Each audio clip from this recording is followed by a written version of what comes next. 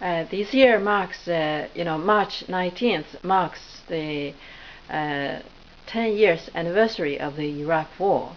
And over these past 10 years, what kind of lessons do you think we can draw from the Iraq War? I think one lesson is that everybody in government positions should pay attention to what impartial inspections has to say.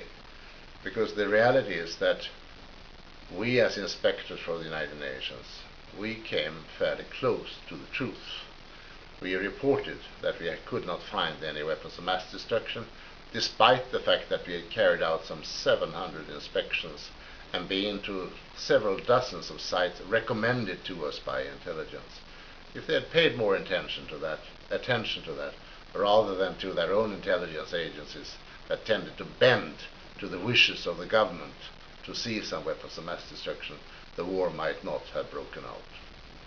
A second lesson, I think, is to respect the UN Charter.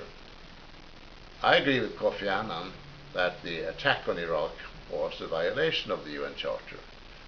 The Charter would allow a military action in self-defense against an armed attack. Iraq had not attacked. They were no danger to anybody, no threat to anybody.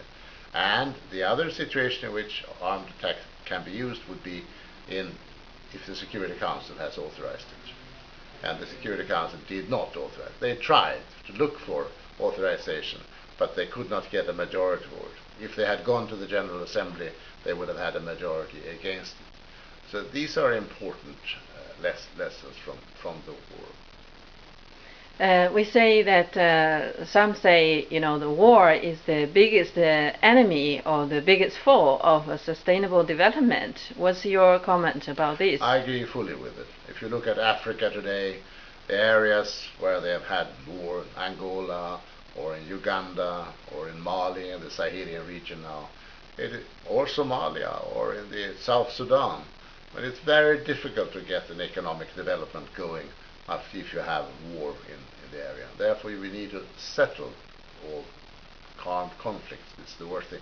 And the world at large, of course, needs to do disarmament. The world is spending $1,800 billion a year on military expenditures. About 40% of it is American. Well, they may have to save a bit now with the budget difficulties that they have, but still, it is a horrendous sum. And in my view, the world should be saving from that and protect the planet instead. We are threatened, I think, by the climate change and many other environmental threats. China, too, very much have problems with the environment. And we need the money for these resources, so we should reduce the military expenditures.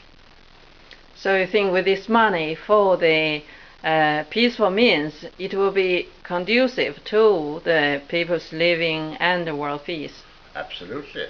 And the electricity, of course, is one of the greatest sources of well-being. It's very, very useful for big scale and for small scale. And China is increasing its electricity generation enormously, but very much with coal. That is not very good for the environment, emitting a lot of carbon dioxide. So did the US. About 40% of the US electricity was by coal. And I think switching to nuclear power in particular is desirable, but also use of renewables like solar power and wind power is fine. But nuclear power is the big generator of electricity, and I think China has been very, very positive in this respect.